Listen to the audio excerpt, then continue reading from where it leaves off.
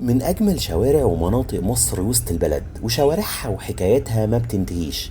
منطقة التمشية فيها ليها روح مختلفة، والتأمل في عماراتها هيحسسك بمدى التراجع في منظور البنى الحالي.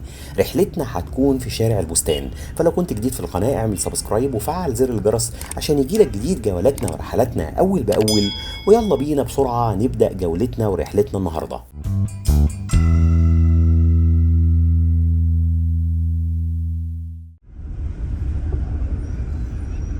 هنبدأ رحلتنا واحنا رايحين على شارع البستان، من هنا من عابدين ومن شارع رشدي باشا أو شارع الساحة، وهيكون على يمنا مجمع محاكم عابدين، وهيقاطعنا شارع الجمهورية المشهور، واللي لو كملناه على طول في شارع رشدي هنوصل لشارع عبد العزيز العريق.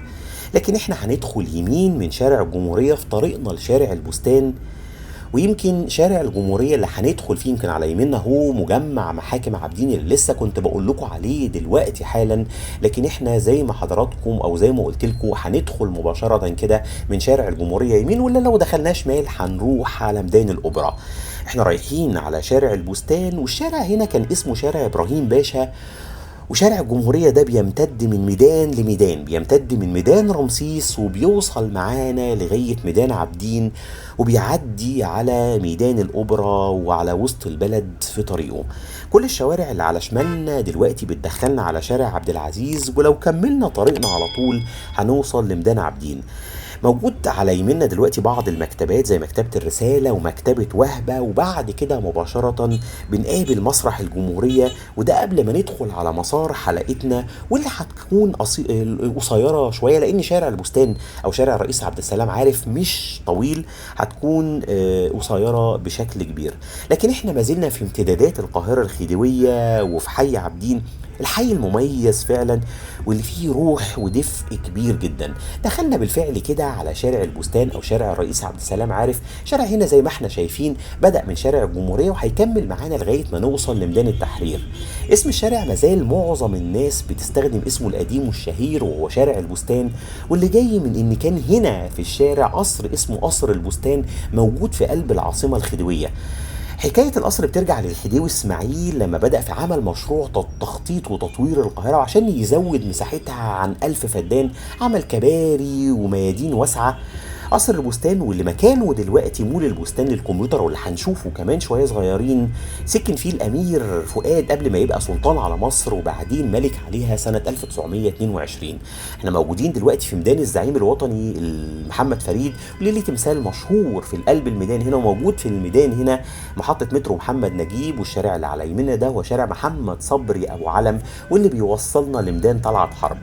نرجع نقول ان قصر البستان في فترة من الفترات كانت تحول لمقر لجامعة الدول العربية قبل ما تتنقل لمقرها الموجود دلوقتي في ميدان التحرير. كمان القصر كان مقر لوزارة الخارجية في عهد الملك فاروق. من الأحداث المهمة إن في القصر أقيم أول اجتماع لجامعة الدول العربية قبل إنشائها بشكل رسمي. يمكن زي ما حضراتكم شايفين على يمنا مكتبة الكيلاني العريقة اللي موجودة في شارع البستان، وعلى يمنا شارع شريف، وعلى شمالنا شارع نبار، وقدامنا مباشرة زي ما حضراتكم شايفين على يمنا اهو شارع هدى شعراوي. واحنا بالفعل داخلين كده على ميدان باب اللوق الرائع جدا اللي موجود في شارع البستان. يمكن معظم المحلات اللي هنقابلها في ميدان باب اللوق هي محلات لبيع البن بأسعار مميزة جدا.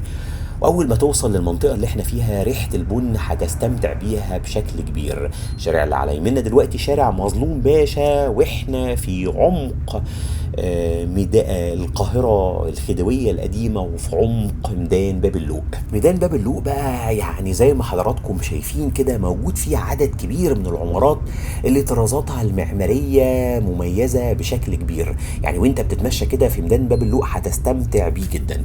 نرجع نحكي عن قصر البستان، وعايزين نقول انه يمكن بعد ثورة 52 اتحول لمتحف للعلوم، لكن في عهد الرئيس السادات حالة القصر اتدهورت وقررت الحكومة ان هي تهده، وبعد سنين اتبنى مكانه المول اللي انتوا شايفينه، المبنى الاحمر اللي على يمنا دلوقتي، وهو مول تجاري. والمول ده اتحول بعد، كان مول تجاري عادي ولكن اتحول بعد فترة لمكان متخصص في بيع واصلاح الكمبيوترات. يمكن في الستينات بقى عايز اقول لكم ان اتغير اسم الشارع على اسم الرئيس العراقي عبد السلام عارف، واللي كان من اشهر قادة الثورة العراقية واللي حولت العراق لجمهورية. لكن طبعا المصريين ما زال عندهم حنين للاسم القديم وهو شارع البستان. معظم المحلات هنا في الشارع بتبيع مستلزمات الدش وكاميرات المراقبة والأجهزة الإلكترونية بشكل عام، وممكن تلاقي في الدهاليز والدروب المتفرعة من الشارع هنا محلات بيع قطع غيار الأجهزة الإلكترونية زي المقاومات والترانزستورات وحاجات تانية كتير. احنا واقفين دلوقتي في تقاطع شارع طلعت حرب، والمبنى اللي قدامكم على يميننا دلوقتي ده يعني هو مبنى النادي الدبلوماسي او كلوب محمد علي، وده الاسم اللي كان بيطلق عليه قبل اكتر من 115 سنة. النادي ده واحد من مباني القاهرة الباريسية وانشأه 2 فرنساويين، وفي سنة 1898 النادي ده شهد إطلاق النار على الأمير أحمد فؤاد نجل الخديوي إسماعيل، ومن ساعتها أقصى منه مش هيدخلوا تاني. سنة 1907 قرر عدد من أفراد العيلة المالكة في عهد الخديوي عباس حلمي الثاني إن هم يحولوا المبنى اللي بقى على يميننا دلوقتي ده لنادي أو كلوب محمد علي، وكان مكان لتجمع صفوة السياسيين والبشوات، وموجود جواه مكتبة مميزة وقاعة للبلياردو وقاعات طعام وقاعات تانية لالتقاء صفوة المجتمع. على شمالنا دلوقتي معهد جوتا لتعليم اللغة الألمانية اللي موجود في القاهرة واللي موجود في شارع البستان اللي بنزوره النهاردة. وطبعا عدينا تقاطع شارع طلعت حرب، وبالفعل داخلين كده على ميدان التحرير، والفندق اللي موجود قدامكم دلوقتي ده نايل ريدز كارلتون، واللي كان اسمه فندق النيل هيلتون، كان من اكتر الفنادق اللي بتزورها المشاهير حوالين العالم. ده طبعا عشان موقعه مميز جدا في قلب القاهرة وجنب المتحف المصري وعلى النيل وقريب من جامعة الدول العربية. يمكن نزل فيه الرئيس الامريكي فورد في وقت من الاوقات. احنا يمكن واقفين دلوقتي، الاشارة اللي فيها دي هي اشارة شارع قصر النيل، وموجودين دلوقتي في ميدان التحرير وفي شارع مريت باشا مؤسس المتحف المصري اللي موجود قدامكم دلوقتي، واللي هيتنقل للمتحف المصري الكبير قريب من ميدان الرماية وقريب على بدايات كده طريق مصر اسكندرية الصحراوي.